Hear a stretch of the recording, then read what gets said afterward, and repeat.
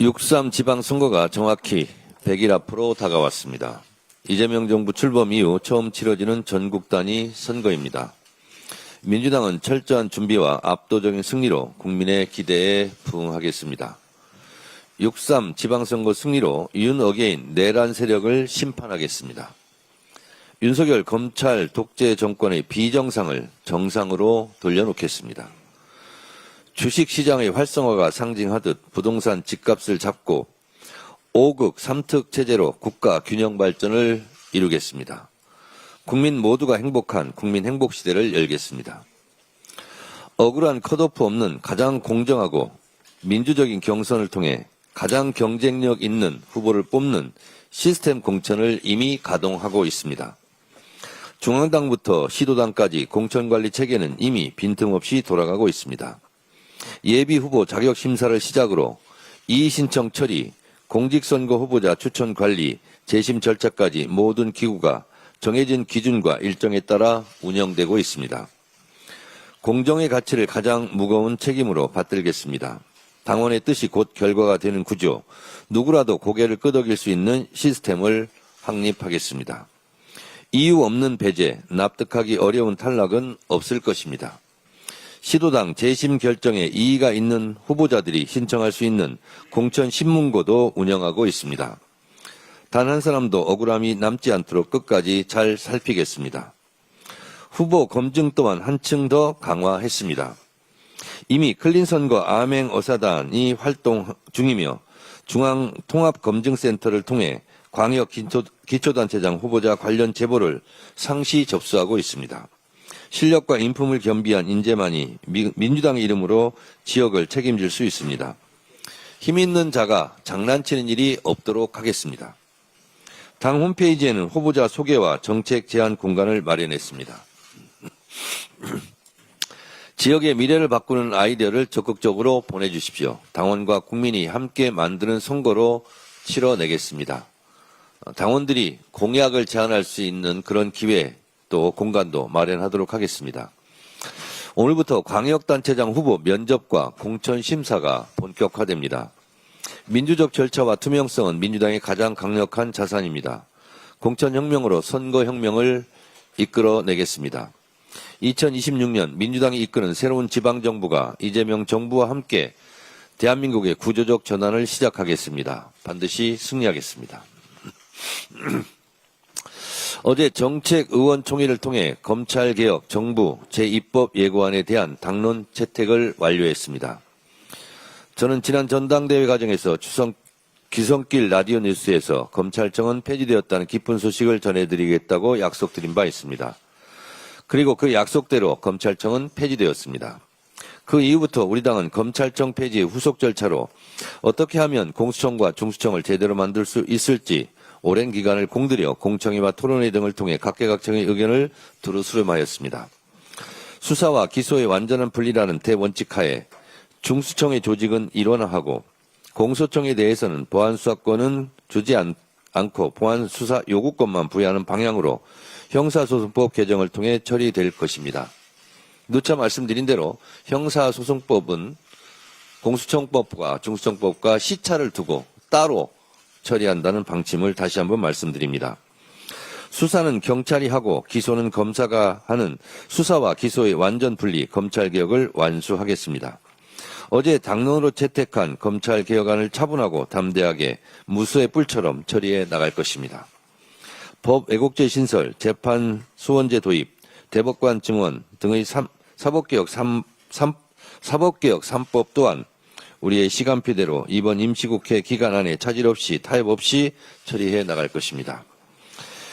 미국 연방대법원의 상호관세 위법 판결이 나왔지만 대미투자특별법은 정부의 요청대로 여야 합의로 최대한 빨리 처리하겠습니다.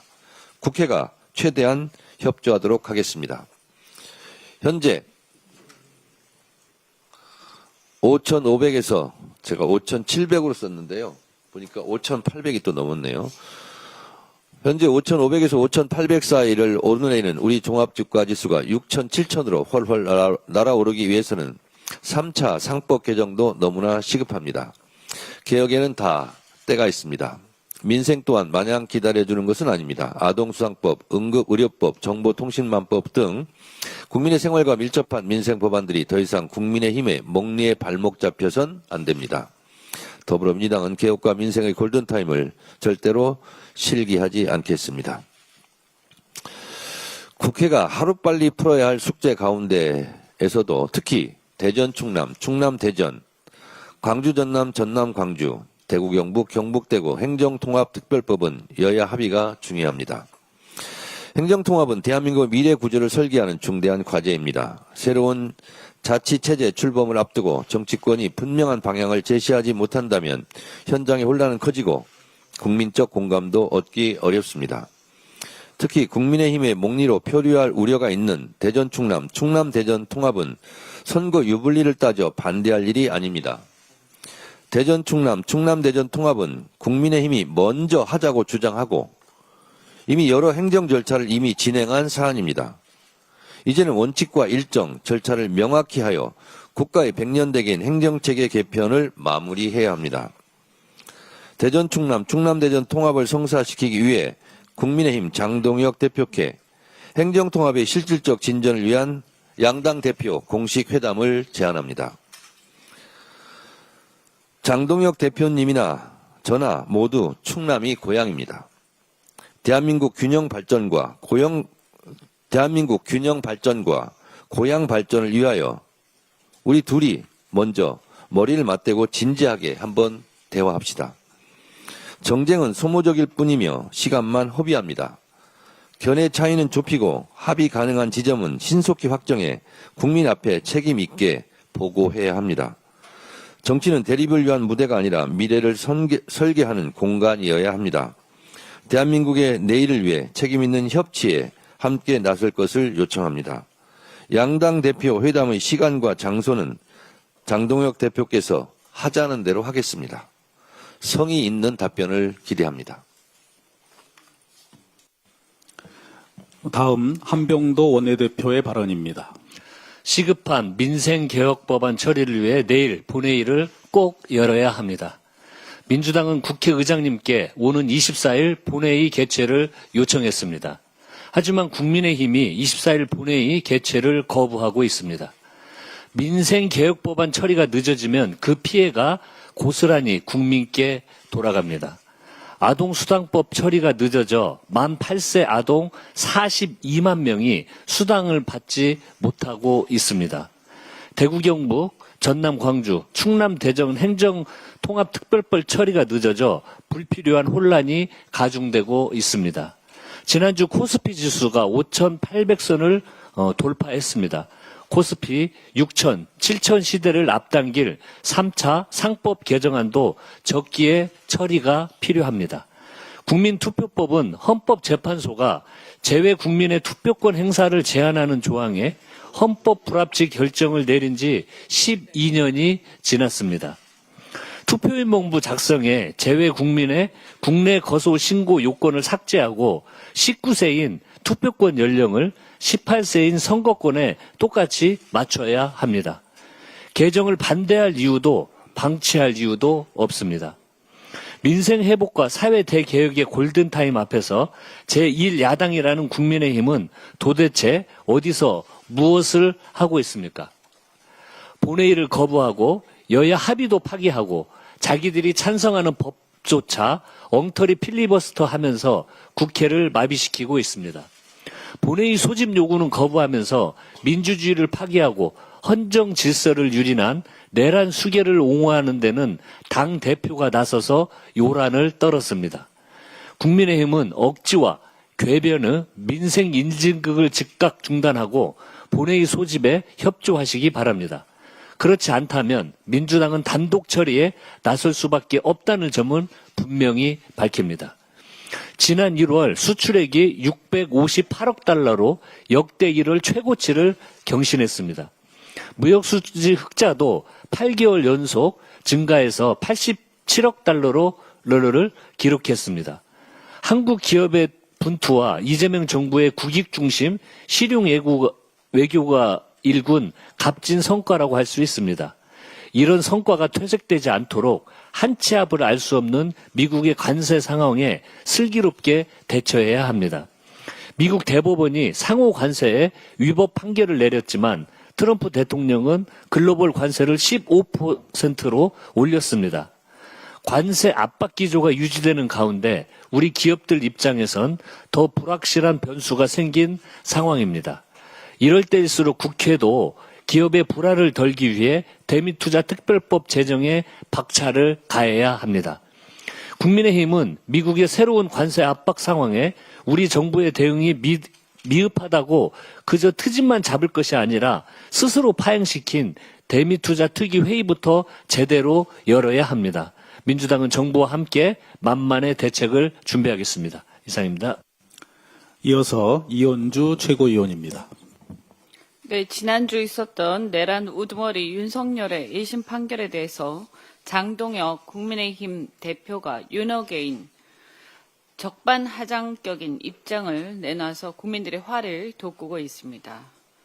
게다가 국민의힘의 원외 당협위원장 71명이 장동혁 흔들기를 중단하라라는 그런 식의 입장까지 내놓은 상황입니다. 의원들은 침묵하고 있고요.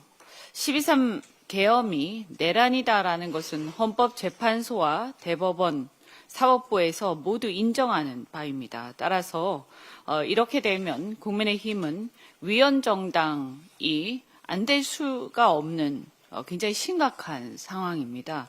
원내 제1야당이 위헌정당이다라는 것은 사실상 우리 헌법에 의해서 위헌정당 해산 대상이 되고 있다라는 것을 다시 한번 강조합니다.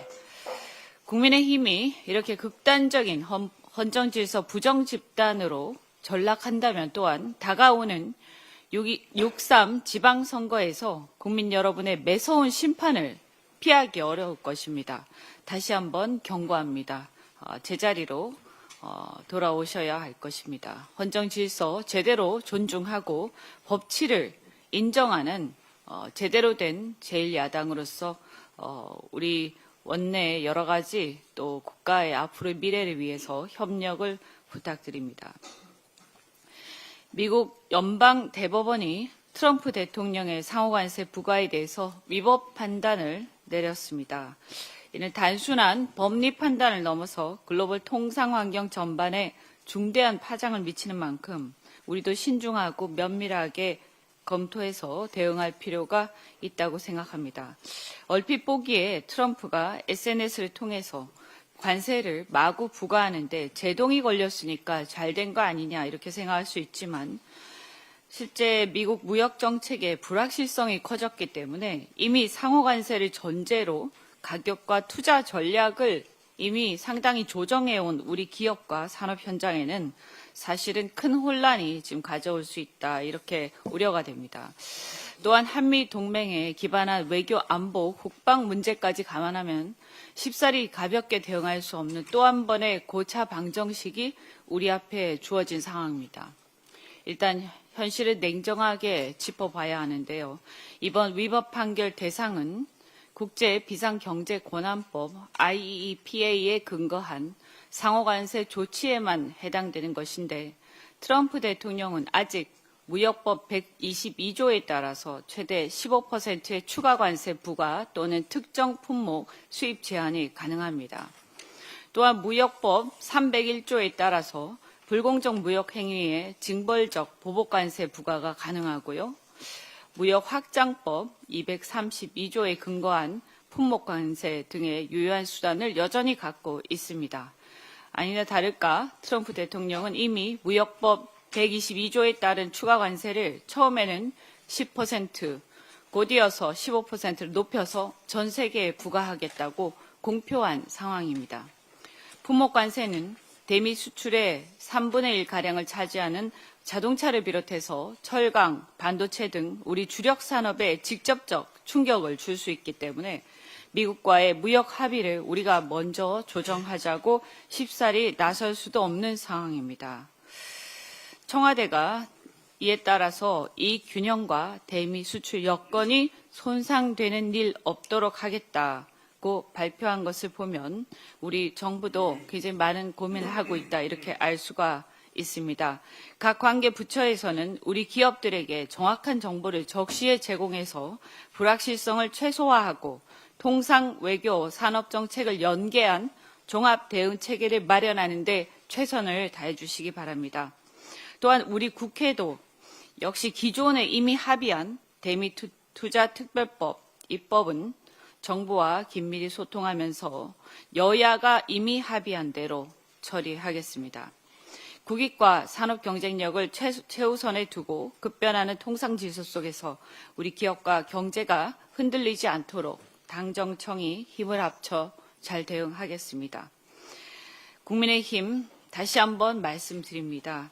국익을 볼모로 우리 경제와 기업의 발목을 잡는 이런 매국행위 계속해서는 안 될 것입니다. 이재명 정부가 국익 중심의 실용 외교를 잘 실현하고 있는 만큼 국익 최우선으로 국회에서도 초당적 협력이 필요합니다. 이미 합의한 기한인 3월 9일 내에 처리를 해야 할 것입니다. 다시 한번 강조합니다. 꼭 협력 부탁드립니다. 네, 이상입니다. 황명선 최고위원의 발언이 이어집니다. 네, 오늘 충남대전 통합 법안과 관련돼서 말씀을 드리도록 하겠습니다. 오늘 오전 11시 국회 본청 앞에서 충남대전의 미래를 말씀하는 국민의힘 규탄대회가 열릴 예정입니다.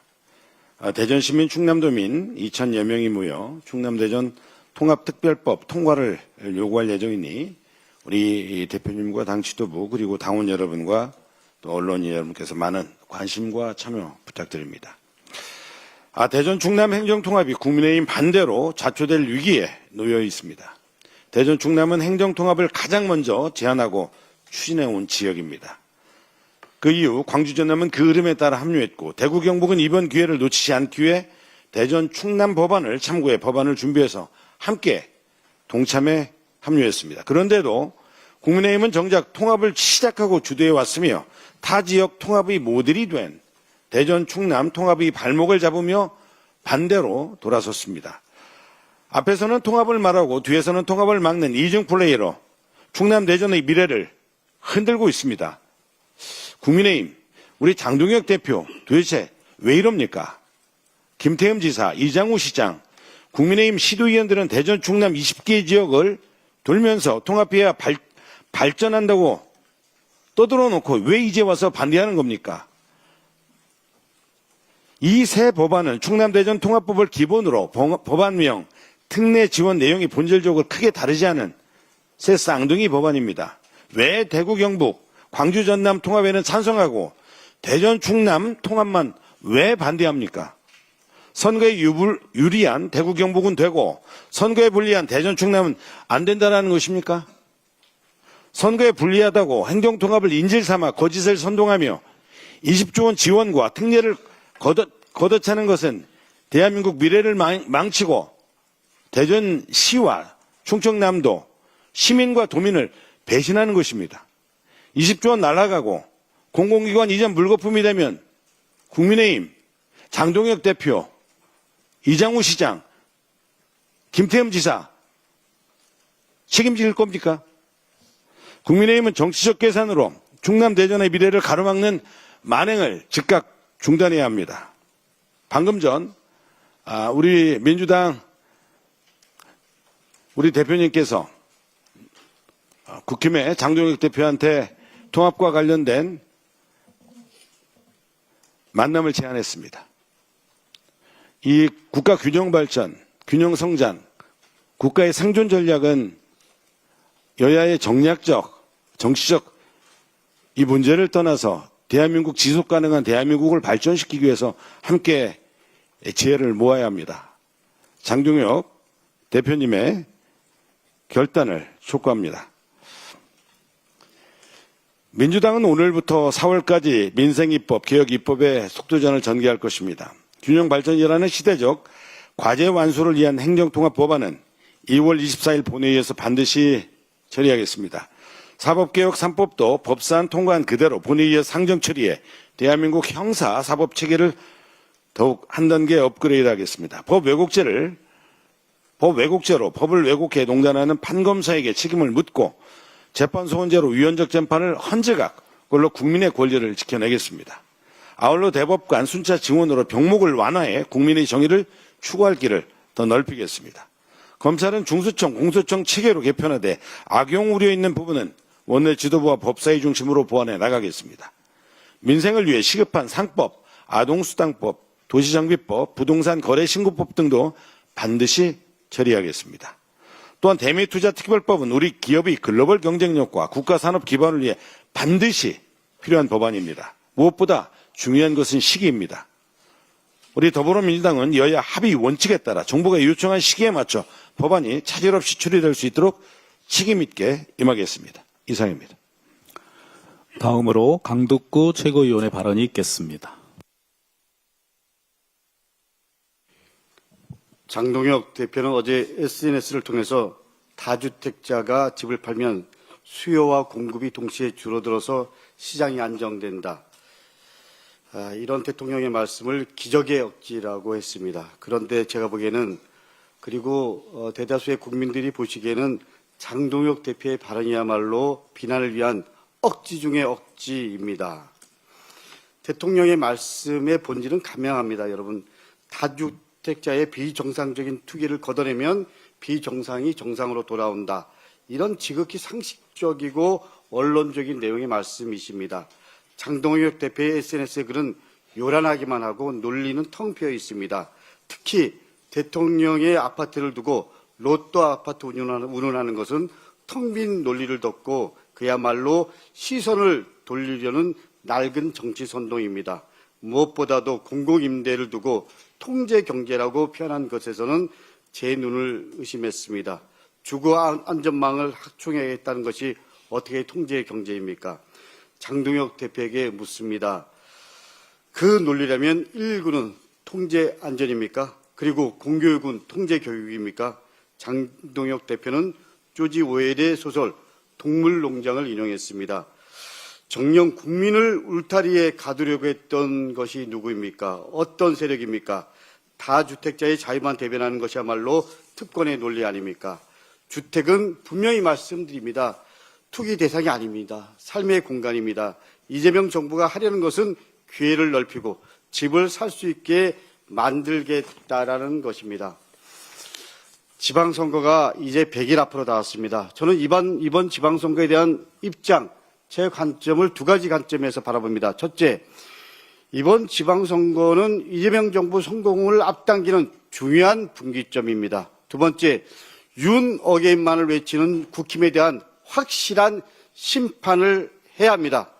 민주당은 지방선거 압승을 위해서 신발끈을 더욱 조이겠습니다. 그래서 국민들께 신뢰받는 민주당으로 100일을 채우겠습니다. 앞에서 우리 대표께서 말씀하셨지만 대미투자특별법은 여야 합의로 반드시 정한 길 내에 처리하겠다라는 것이 민주당의 입장임을 분명히 말씀드립니다. 국민의힘 장동혁 대표 포함해서 국민의힘 의원들께 다시 한번 정중하게 공식적으로 요청드립니다. 국익적 관점에서 함께 해 주십시오. 이것이 정치권에서 해야 될 시대적 요청입니다. 절박한 마음으로 말씀드립니다. 이성윤 최고위원의 발언입니다. 어제 일요일 장시간 정책의총에서 검찰개혁 법안에 대한 당론 채택이 이루어졌습니다. 법사위에서 탄탄한 공소청, 중수청 법안이 될 수 있도록 뒷받침하겠습니다.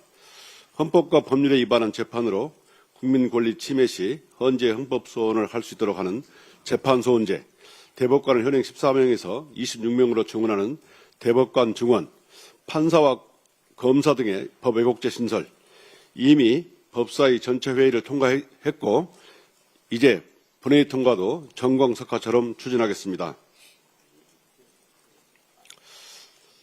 지난 2월 19일 이재명 대통령님이 김영석 독립기념관장 해임 제청안을 제가했습니다. 지난달 초에는 이재명 대통령님이 상해 임시정부 청사 건립 100주년 기념식에 참석하셨고 설 연휴 이후 첫 공개 일정은 사관학교 통합인관식 방문이었습니다. 대통령님이 축사에서 강조했던 대목이 바로 불법 개헌과의 절연, 그리고 군의 과오 청산입니다. 정권 찬탈 목적을 가진 쿠데타 세력에게 대한민국 군대가 반복적으로 동조한 이유로 군의 역사의식 부재를 지적하지 않을 수 없습니다. 지난날의 과오를 반성하지 않는 반역의 무리가 신성한 국방 의무를 수행하는 병사들을 권력 찬탈에 이용한 것 아닙니까? 저는 전두환의 하나이나 윤석열의 검찰 카르텔과 몹시도 닮은 조이대 무리의 집단 이기주의를 비판했고, 우리 민주당이 이제라도 국민 요구에 따라 조이대 대법원장을 탄핵해야 한다고 생각합니다. 공무원의 역사의식 부재가 얼마나 우리의 공동체를 망가뜨리는지 지난 12.3 내란으로 우리는 똑똑히 보고 있지 않습니까?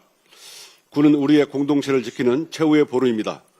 일제강점기 탄압에서 해방된 우리나라는 애석하게도 초대부터 장장 30년 동안 일본군 장교 출신이 육군 참모총장 자리에 앉아 군을 호령했습니다. 그들을 기용했던 이승만, 박정희가 어떤 인물인지는 굳이 거론하지 않겠습니다. 아직도 식민사관의 노예가 되어 우리의 자랑스러운 국군의 뿌리가 미 군정의 하부 조직이라거나 조선 경비대라고 주장하는 얼빠진 자들이 있습니다.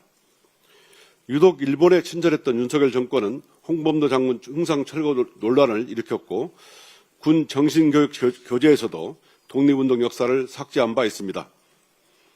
법원과 검찰에 이어 이제라도 우리의 국군이 제복 입은 시민으로서 긍지와 민주적 정체성을 갖추도록 해야 됩니다.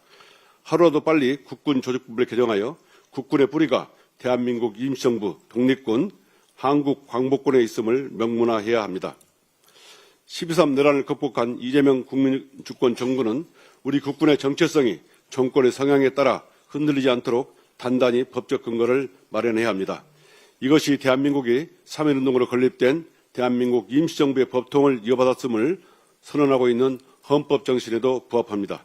이상입니다. 이어서 문정복 최고위원입니다. 대한민국 민주주의를 뒤흔든 책임은 결코 가볍지 않습니다.